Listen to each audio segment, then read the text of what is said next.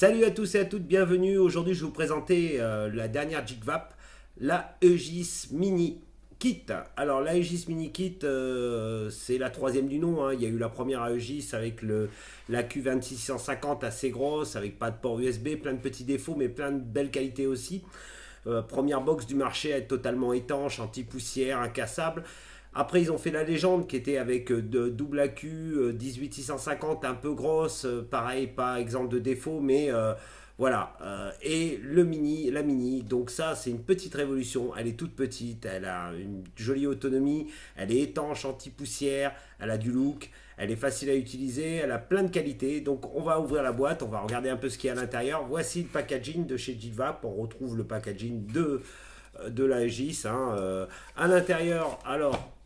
Surprise, surprise, la Aegis Mini, la voilà, toute petite box, pas plus grande qu'une stick, très jolie finition, on dirait la même que la première du nom, mais en plus petit. Batterie intégrée de 2200 mAh. Alors 2200 mAh, vous allez me dire, c'est pas grand chose, mais chargement en 30 minutes, 80%. Elle se charge en 2 ampères, donc hyper rapide. En une demi-heure, vous avez presque chargé votre box, donc une autonomie largement suffisante.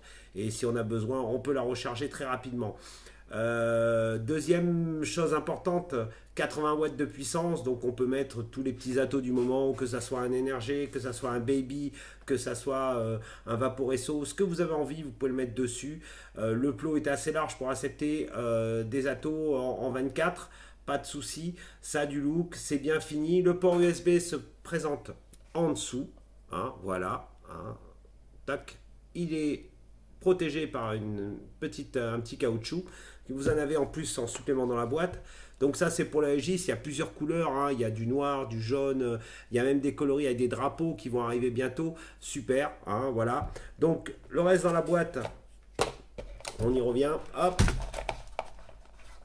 Il y a le Cerberus, ça c'est l'atto qui est fourni dans le kit. Alors on va le tester, mais l'intérêt n'est pas dans l'atomiseur lui-même, je ne l'ai pas testé donc je ne peux pas vous en dire plus. Avantage certain, c'est que quand vous achetez un kit avec le Cerberus, vous n'êtes pas en panne de résistance que vous ne trouverez pas dans 6 mois. Vous pouvez mettre des baby dedans, donc aucun souci. Ouverture, hop, ouverture en haut, tout simple, airflow en bas. Atto assez avec un remplissage de 4 ml à peu près, j'ai pas regardé mais ça doit être ça.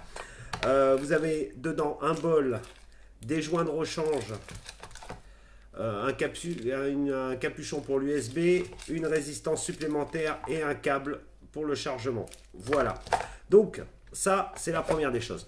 Moi ce qui m'intéressait, c'est le côté étanche de la bête. Alors j'ai pris un grand verre d'eau, je vais le mettre dedans. Hop, je vous cache pas l'angoisse, j'ai mis de l'eau partout. Voilà, elle est dedans, on va compter jusqu'à 10. 1, 2, 3, 4, 5, 6, 7, 8, 9, 10. Voilà, hop, je la sors. Je suis le plot quand même, sur mon jean, c'est top. Ça, c'est pour le côté étanche. On va voir si elle est vraiment étanche. Ça nous arrive à tous de se retrouver avec une batterie qui tombe dans une flaque, dans la baignoire. Hop, je l'éteins, je l'allume. 1, 2, 3, 4, 5.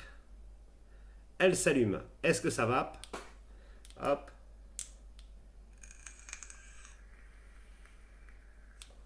Impeccable. Donc, pour le côté étanche, pas de problème. 10 secondes dans l'eau. Alors, je pense pas qu'on puisse la laisser 3 quarts d'heure, mais elle tombe dans les chiottes.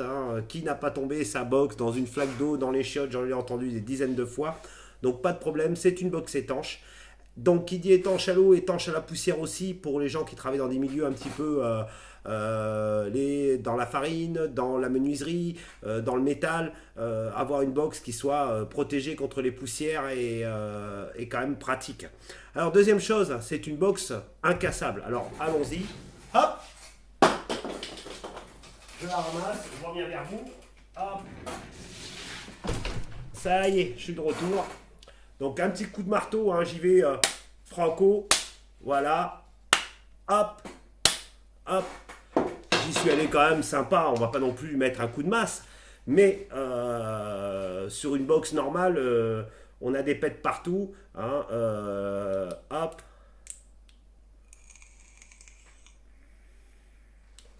Donc voilà, elle a fait la preuve, elle peut tomber, elle peut prendre des chocs. Bien sûr, il y a eu des expériences faites où des véhicules passaient dessus. Moi, je reste dans les bases standards, ça veut dire on la fait tomber tous, hein, qu'on dise quoi qu'on fasse, on fait tomber comme on fait tomber notre téléphone. C'est une fois par semaine, des fois deux, et des fois c'est tous les jours. Il y a des gens qui sont manchots. Hein, j'en fais partie. Mes box, elles sont pas toujours soignées. Donc voilà, ça c'est top, c'est vraiment super pour les gens qui veulent quelque chose de pratique, de facile à utiliser. Au niveau du menu, 1, 2, 3, on rentre, ça c'est clair en haut, je ne sais pas si vous le voyez, et vous pouvez modifier contrôle de température, watts, etc. Là je suis en TCR, on peut aller s'amuser sur pas mal de plans. Je me remets en watts, hein, ça, voilà, ça fonctionne très bien. Ce qui est très bien aussi, j'en reviens dessus, c'est le chargement 2 ampères. Aujourd'hui, beaucoup de batteries vont commencer on arrive à avoir des batteries qui chargent rapidement. Ça veut dire que là, en une demi-heure, vous retrouvez 80% d'autonomie. Ça, c'est top. En tenue de main, on a un revêtement caoutchouteux avec du cuir en arrière, une jolie couture en rouge. Hein, ça dépendra les décors. Les trous d'aération pour le dégazage, hein, un plot assez large. Vous voyez, j'ai un mini Nautilus dessus, mais on peut mettre un atto un petit peu plus grand. On va mettre, tiens, on va prendre un atto de chez Smoke, de chez Vaporesso qu'on va mettre dessus.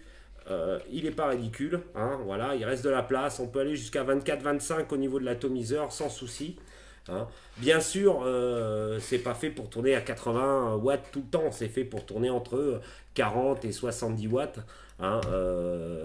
C'est ou pour tourner avec un atto fumeur MLT style Nautilus, style Zenith ou autre, avec une jolie autonomie de 2200 mAh, vous tiendrez la journée avec un atto fumeur, et avec un sub, vous tiendrez la demi-journée. Vu qu'on la recharge rapidement, pas de souci.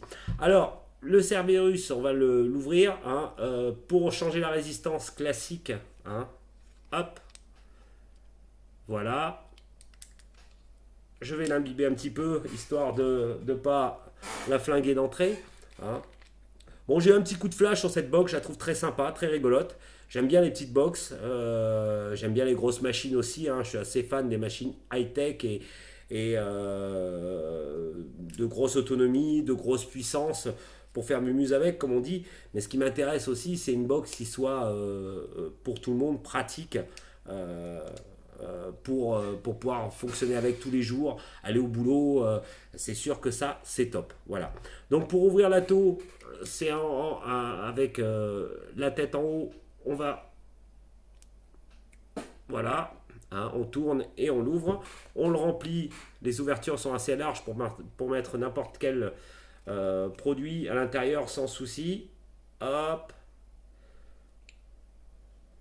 voilà, je l'ai rempli.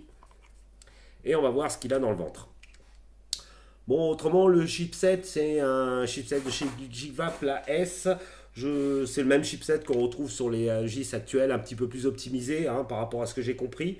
Reconnaissance du COI, bien sûr. Hein, correction en contrôle de température pour ceux qui font du contrôle de température. Voilà, hein, c'est assez facile à utiliser. Blocage en bas à 2 boutons.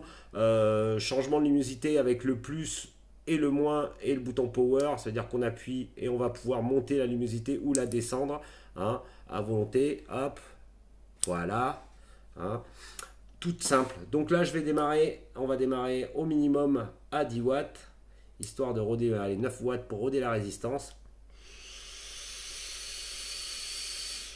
C'est normal, ça fait pas de fumée, hein. Voilà, on va se mettre à 15. Alors l'embout est un peu large, hein, je ne suis pas très fan de ces gros embouts très larges, mais bon, après on peut adapter des plus longs, mettre un adaptateur pour mettre des plus petits, voilà, on fait ce qu'on veut.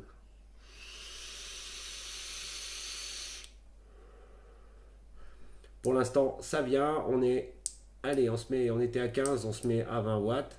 Elle est un petit peu bruyante au niveau des boutons, c'est peut-être le seul reproche que j'aurai, hein.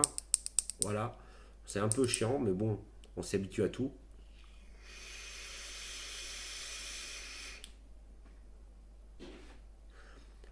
20 watts, hein. Ça reste aromatique. C'est pas le plus aromatique du moment, mais ça dépendra des résistances.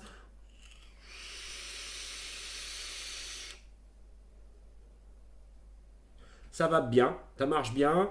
Il y a un airflow réglable, vous l'avez classique, hein. Voilà. Voilà la Aegis Mini. Très jolie petite box. Alors je vous fais un gros plan dessus parce qu'elle est quand même mignonne. Elle a du look. Elle est facile à utiliser. Elle est solide, incassable, étanche. C'est le produit qu'il faut avoir en ce moment, hein. Je pense que pour tous les gens qui vapent régulièrement, c'est vraiment la problématique, la casse, les vis qui se défont, l'autonomie, on retrouve avec une autonomie normale de 2200 mAh avec un chargeur hyper rapide, donc en une demi-heure on retrouve sa charge complète, ce qui est quand même vachement pratique. Donc voilà, c'est un produit qui est presque parfait pour moi, hein. Aujourd'hui, je dis pour quelqu'un qui veut une petite cigarette, pas trop grosse, qui tient bien en main, elle est ergonomique, elle a du look. Voilà. Donc une petite vape pour finir. Allez, je vais me mettre à... On va la monter un peu à 45, maintenant qu'elle est rodée. Allez, 48, et on y va.